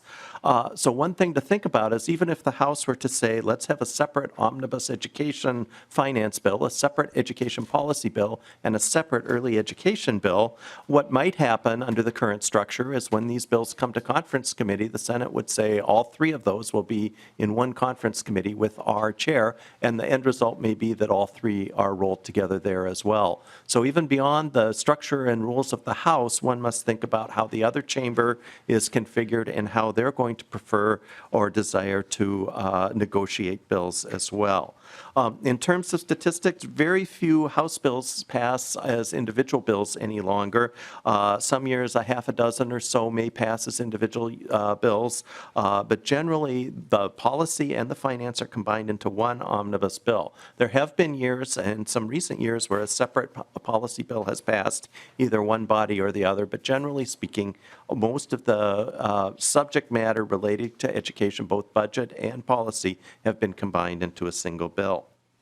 The next thing I'd like to mention is timelines, and there's 2 issues I want to mention here. The first of these is that the K-12 area is dependent on data that's collected by the Department of Education, and that data is from school districts, and as you talked about with forecasts, for a number of reasons, the data for K-12 is much, much better for the February forecast than it is in the November forecast. Now, this alone may not be a reason to drive a process, but something to keep in mind that the quality of that data due to the collections timelines is relatively better in the February forecast. The next thing I want to say about timelines, which is a little bit of a deviation from what's on the printed matter here, is never forget that time and timelines are a negotiating tool or weapon. Regardless of how one sets deadlines and the reasons behind deadlines, as bargaining goes on, those of you that are familiar with bargaining know that time is a weapon. And for that reason, timelines, even the most well-intentioned timelines, might be pushed to the limits every year with one side or the other hoping to achieve a negotiating edge.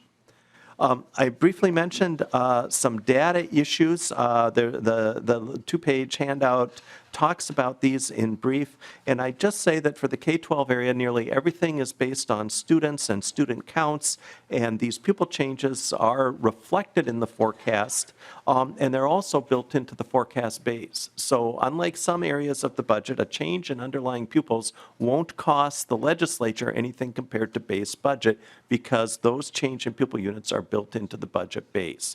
And that's an important concept to keep in mind in the budgeting world. Finally, in the area of fiscal notes, as Mr. Berg pointed out and Ms. Adrians have pointed out, the House generally uses fiscal notes much less than in the K-12 area than in other areas, particularly human services, and that's in part because the House has the ability, along with the department, to simulate changes in formulas, changes in programs, and do those printouts and collect those overall budget changes themselves and aren't reliant on the relatively more complicated fiscal note process for many of those. In general, in the K-12 world, a fiscal note's necessary if there's no data behind it that's readily available to us, or if there's a behavioral change where expertise at the executive branch would be helpful in trying to identify that behavioral change. Mr. Chair, we want to be sensitive to your time constraints. Ms. Adrians and I, of course, would be happy to come back and speak at length at any of your future meetings as well. Mr. Strom, just a comment here. Your comment on base budgeting with K-12 is well noted. And when we went to special session, certainly it was the budget that was the core part of the resolution of at least this part of the budget. And the funding increase, which was 2%, I think, on the formula. So your point's an interesting one. When you're dealing with still a very large budget, $15 to $20 billion is no small amount of money. And yet you work off what we would argue is a base budget. And that's a commitment that we've made. And beyond that is where actually you're going to make changes, unless you want to do a cut of some kind inside that budget. So this is an interesting example of how to use it. Members, any? Okay, who's next? Oh, I'm sorry, do we have a question? Mr. Chair. Oh, I'm sorry, Representative Costa. Yeah, just along that topic of the two previous presentations, and I know we're getting short on time, so I did want to bring it up a little bit, the discussion on fiscal notes and the number that are used, and a little bit different here in education. It'll be interesting to see as, we look to reform and improve the legislative process, that there could be, and some would argue that there have been instances where the fiscal note process coming from the executive branch can have its own issues and swayed data and numbers. And so I'm kind of looking forward to the Legislative Budget Office that was newly created to maybe speed up the process a little bit, but also hopefully it'll result in a reform that gives us better forecasting and actual budget numbers to deal with. And so I don't know if Because we've asked the agencies to be involved in this, and you'll see a hearing that will have the agencies come forward on the budget, and these types of questions will be answered and raised. So, excellent. I'll look forward to that further discussion. Representative. Thank you. The fiscal note process itself might be at this an opportune time right now to look at reforming it as well. You make another excellent point. I mean, everything is literally open here for discussion and possible change. So I would say members start making suggestions and keep making the suggestions in all of the caucuses. So thank you. Thank you, Mr. Chair. See, that's the last one. Oh, taxes. This is Welcome to the committee, and whoever's going to start, identify yourself for the record. Mr. Chair and members, I'm Sean Williams from House Research. I'm going to talk about a few issues that are sort of unique to the Omnibus tax bill and the process of building the Omnibus tax bill at the end of session. The first point that I'm going to spend most of my time Mr. talking Williams, you're going to work off the sheet that we have Mr. here. Chair and members, yes. So there's a sheet in front of you that says issues unique to the Omnibus tax bill. So hopefully that'll sort of, you can follow along with me as I speak. So the tax bill sort of is unique, and there's a heavy reliance on modeling to draft the tax bill. That requires data that's provided to us by other state agencies and governments. And I'll talk about that in more detail further on. I'd also note that there's sort of by custom a property tax division, which handles property tax and local government finance issues for the tax committee. And typically that division will move a division report first, which will ultimately be rolled into an omnibus tax bill. So there's sort of a two-step process to building a tax bill that's a little bit unique. And third is the omnibus tax bill is typically not subject to the first and second deadline, but is often subject to the third deadline. So that means that we're kind of moving on a different timeline oftentimes than some of the other budget bills. With regard to modeling, taxes are levied and imposed in statute. Most tax expenditures have statutory appropriations, which means sort of for most proposed changes, the tax bill will not appropriate a specific amount of money for a specific program or a specific policy change. Often the fiscal cost of that change is estimated, and oftentimes that's done using modeling, but not always. So modeling is used for cost estimation purposes. It's also used to sort of do distribution analysis, so identify who might be winners and losers in a bill, how it would affect progressivity of the tax code, geographic effects of different tax changes. And it also is often used to analyze interactions between different tax proposals. So, and I believe Ms. Schill will talk later about sort of how different tax proposals interact with one another. So members, staff, the public, we use data for modeling to sort of inform the process of assembling the omnibus tax bill. We need to know how much different provisions cost and some of these distributional effects and other information that's provided in modeling to draft amendments, to debate the merits of the bill. And in some cases, because of these interaction effects, it's sort of a prerequisite to assembling the tax bill that we'd be able to model it, because we need to know sort of the fiscal effects of how different provisions interact with one another. And I'd also note that sort of another time constraint is that if we're modeling a new or novel policy proposal, oftentimes staff has to write new code in the models to sort of account for and sort of, build an estimate of how that would work. On your sheet, I'm not going to go through it in detail. There's just two timelines for both property tax data and income tax data that is sort of used for our models. The things I'd sort of pull out from there is on the property tax side of things, it's in February that we get final levies, final certified property tax levies. And in March, there's a micro data committee of nonpartisan staff and state agency staff that project future market values and future levies. And so it's really not until February or March that we have sort of good data on sort of the current year's property tax levies and then a projection for future property tax levies. And as I sort of described earlier, a lot of that information is important to assembling the tax bill. And on the income tax side, similarly, when the February forecast comes out, we get updated parameters, things like wage growth, inflation, interest rates, those sorts of things that go into the income tax model. And the February data is at least helpful because typically you've got the full year of tax collection data from the previous year. So a lot of taxpayers don't file until the late fall, and so that data would be incorporated in the February forecast, but it's not incorporated in the November forecast. And I'll hand it over to our fiscal staff to continue. Welcome to the committee, and please identify yourself for the record. Good afternoon. My name is Catherine Schell, House Fiscal. Cynthia Templin, House Fiscal staff as well. And I basically work on property taxes, and Ms. Templin works with income and sales and other taxes. As Mr. Williams said, and as Mr. Strom said, state taxes are levied similar to education general aids. State taxes are levied according to statute, and most state tax expenditure are statutory appropriations. This ongoing nature of existing tax laws explain how the state can continue to collect tax revenues and distribute tax aids and credits even when the omnibus tax bill fails to become law. All of our items in our budget are forecasted.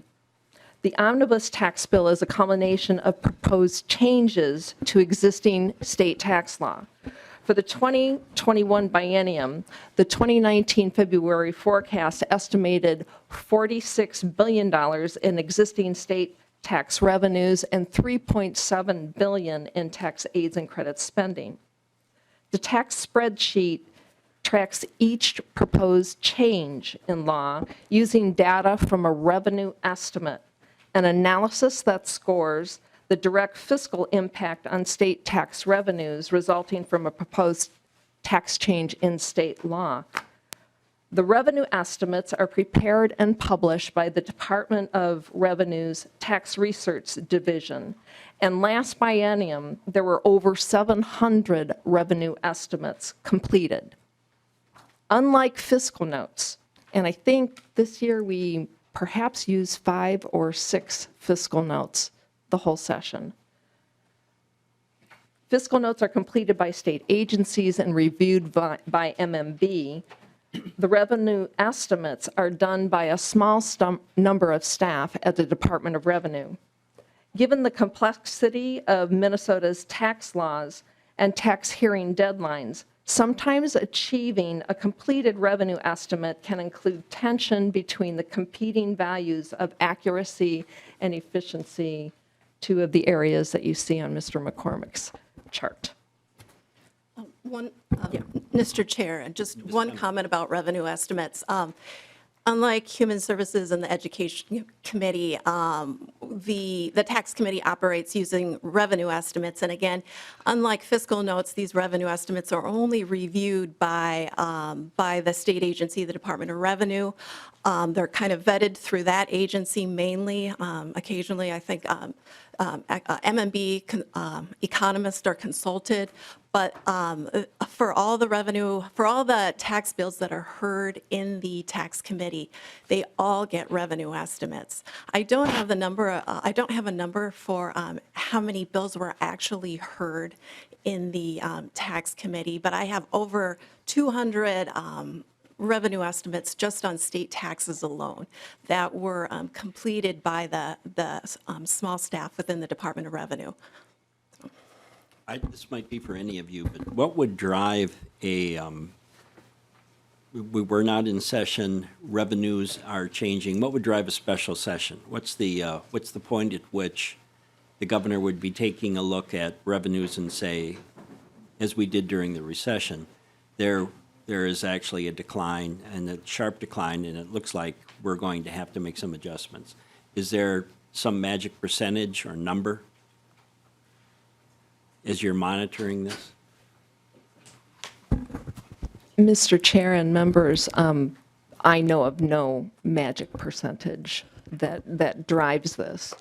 And I will say that when, and maybe Mr. Marks has a better sense of this, but I will say that when we had budget deficits, there were executive actions that went into effect prior to convening a special session. If you recall, there were executive budget cuts, and then when the legislature came back into session, additional measures were taken. Mr. Chair, based on my experience, I think a special session, it's sometimes a function of negotiations, and depending on which body, how much they want to spend or how much reductions are to be made, it's kind of a factor of that, leadership decisions. No, I fully understand that. For those of us who have lived through the recession and the changes that were being made, those were not pleasant times. So, for any of us. All right, continue. Mr. Chair, as I continue, in addition, some of the data that we obtain through a revenue estimate includes direct fiscal impacts on state revenues. They are called interactions, and this happens when one change of a tax provision triggers a fiscal impact on one or more other taxes or a resource in a dedicated fund. And so the tax spreadsheet also tracks these interactions. And examples can go from property taxes to sales taxes to mineral taxes to a number of different taxes. And just a comment about the interactions too, Mr. Chair. The interactions, why we mention this is because these calculations take time, and often these interactions affect other committees. For example, for the Legacy Committee, if there are changes in sales taxes, for example, if there is just hypothetically $100 million in exemptions, which would be a general fund reduction, there would also be an impact on the legacy side. There would be less revenue available for the legacy committee to spend. So these calculations are usually done at the very end, and they do take some time, and it's just part of the process that makes the tax committee unique in its own way. And finally, the tax spreadsheet can also include non-tax provisions from other omnibus finance bills. Ultimately, all the fiscal impact changes are eventually combined with the base budget revenues and expenditures contained in the most recent budget forecast. Property tax aids and credits tracking is then aligned for school districts differently than aids to local governments, and so there are other activities that must occur to finally get to the amount of spending and the total revenues that we have. This concludes our presentation. Of course, we're open for questions from members now or at some other convenient The general time. question would be, in this last legislative session, when you're given a target number in the last 24 hours of session, how reliable then is the ability to put together a tax bill that is at whatever the target number is?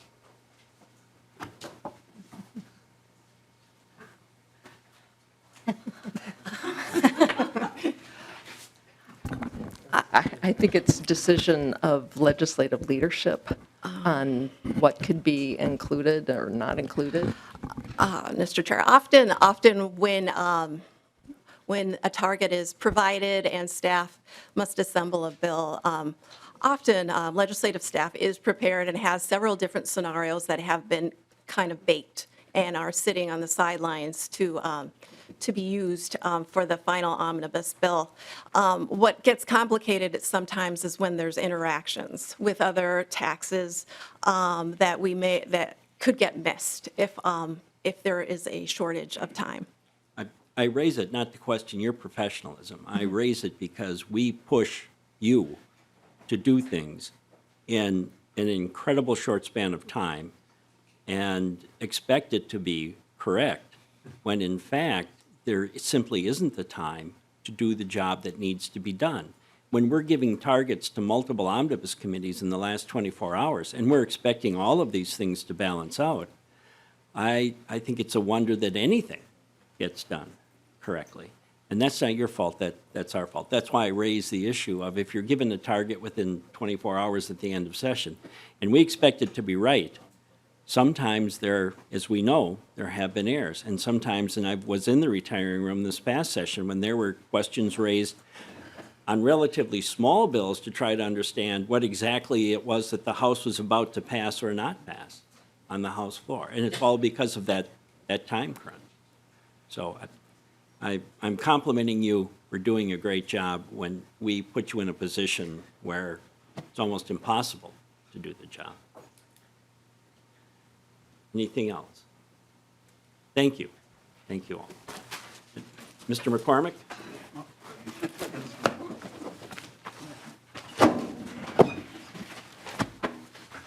Mr. Chair, members, I think that concludes our presentation. I might say in conclusion that there's really good news for the Committee on Legislative Reform, and that is that you have some really top-notch people at Revenue, at MMB, legislative staff who can implement this very complex. If you have an idea that the very complex reforms you come up with can be implemented. You also have some bad news, and that is that any change to the state's executive legislative budget-making process is literally going to involve hundreds of people who will work to create this budget. And so, yes, we got brilliant, bright people who can enact a reform, but also you're going to make a change in this area, you're going to have to probably adjust statutes. You're going to get buy-in from the Senate. You're going to get buy-in from both the technical professional people at MMB and Revenue and from the governor and also from his political team. And there's going to be costs and there's going to be trade-offs because you're going to move your budget along this four-point continuum. You're going to do things that are slightly more efficient and a little bit less accurate, slightly more transparent, but a little harder for legislators to sign on to. The current system developed over multiple years in a layered way. And I think that's what we've tried to present to you. A new system can develop in the same way. We can make changes. It's just going to be a lot easier to do reforms that maybe affect only the House floor or the House procedures than something in this area. And that's our presentation and what we've brought to the table. All right. And members, we intend to have more hearings, and there'll be multiple hearings, as you've already understood, from a variety of sources. So hopefully we will be taking all of this into consideration. And with that, we've run past our time, but that's all right. I'll adjourn the meeting and look forward to your input, and then keep monitoring us, and we'll let you know what's coming up next. So thank you. Meeting adjourned.